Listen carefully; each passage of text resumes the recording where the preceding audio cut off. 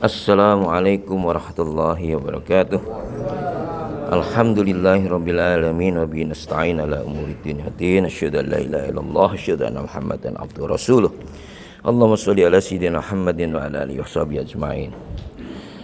Bapak Ibu sekalian, jamaah subuh yang dirahmati Allah, kita masih mengkaji tentang surat-surat pendek yang didahului atau diawali dengan wawul qasam, itu sumpah. Sekarang sumpah Allah pada surat Al-Asr, ayatnya pendek, wal asri. Surat namanya surat Al-Asr.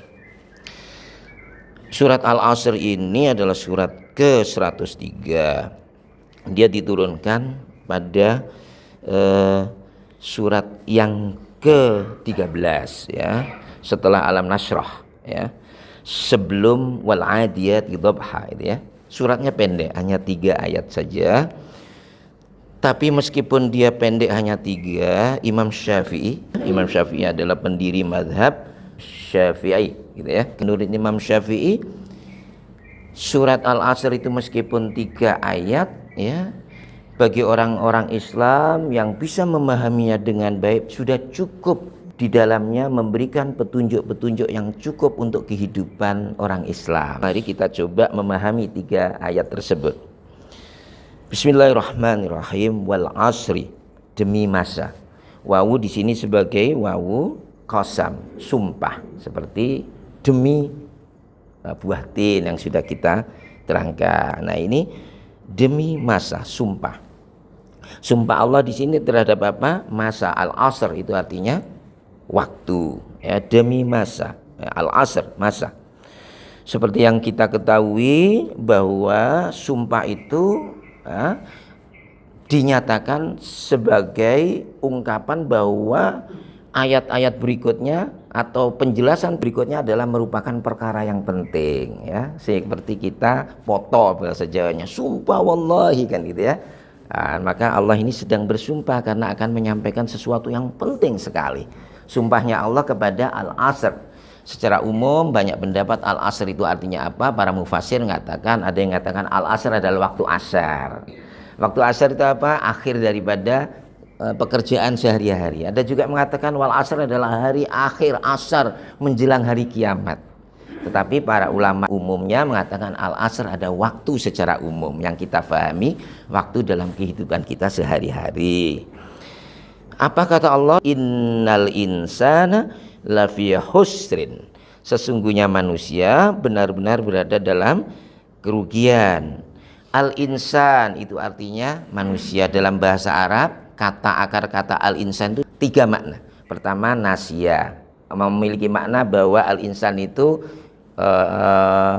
sering lupa. Nah, kemudian al-insan juga memiliki makna dia adalah orang yang senang. Ya, insan juga artinya bergerak, dinamis. Ya, sesuai dengan sifat manusia, suka lupa, bergerak artinya dinamis ya. Kemudian juga ia bermakna senang jika menemukan sesuatu yang ia inginkan. Nah, alif lam di sini al-insan itu menunjukkan al-ma'rifah, yaitu yang disebut adalah sesungguhnya manusia itu. Manusia itu artinya makhluk-makhluk Tuhan yang berbentuk manusia, bukan makhluk-makhluk yang lain.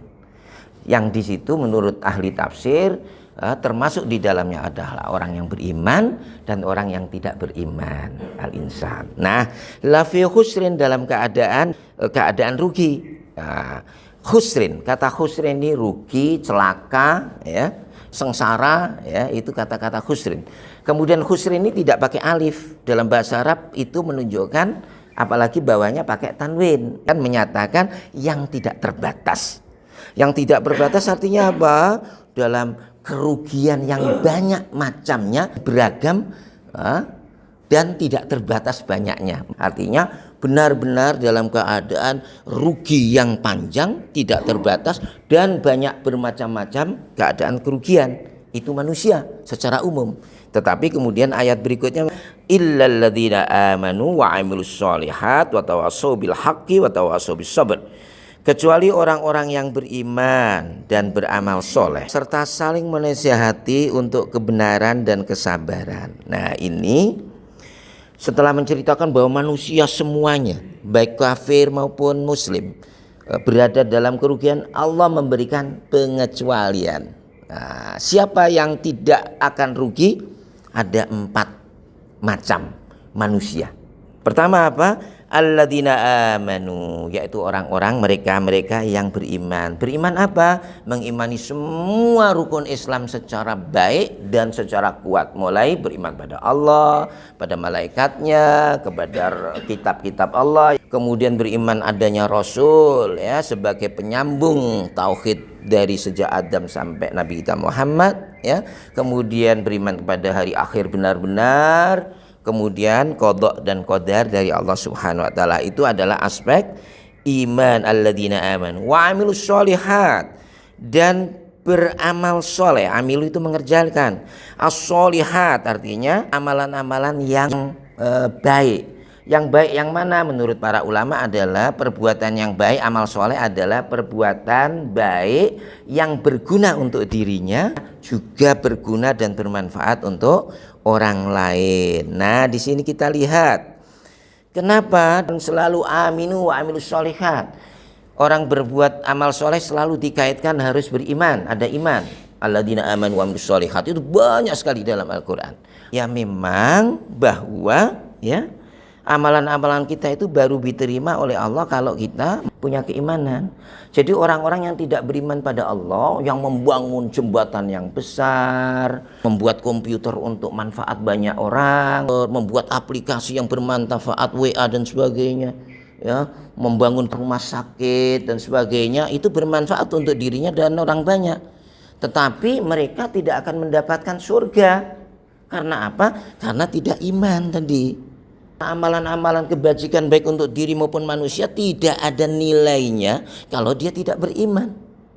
Kalau berimannya kepada patung-patung, kemudian menyembah matahari, tidak layak bagi mereka untuk meminta surga dari Allah kita, dari Tuhan kita.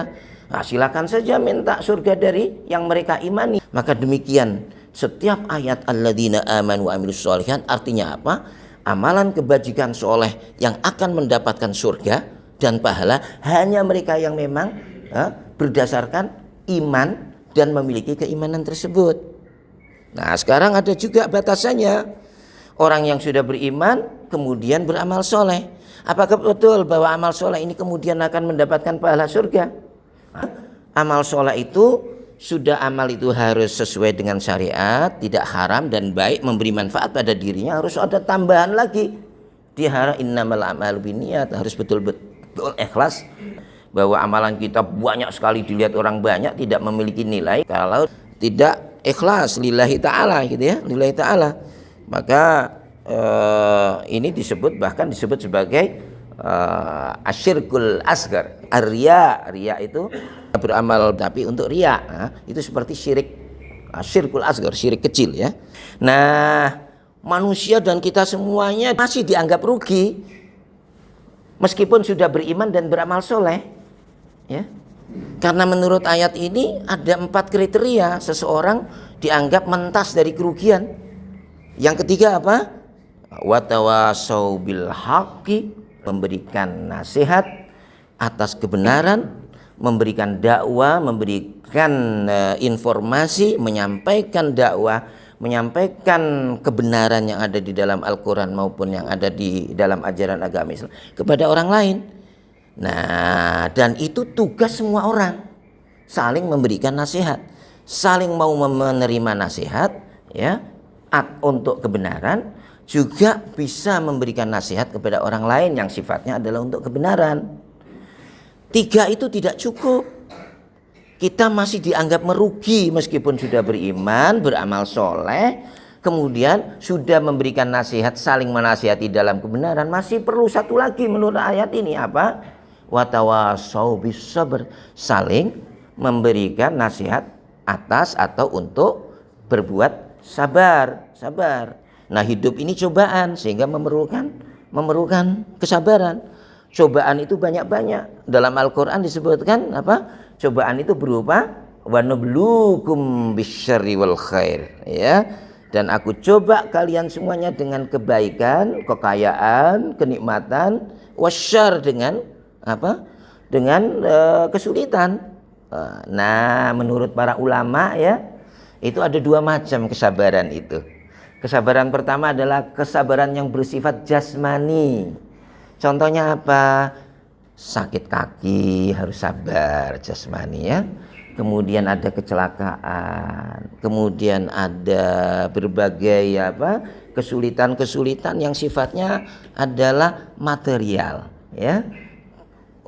Kecurian ya, bak sampah dicuri, sabar kan, pada kecurian kemarin di RT kita ya kan.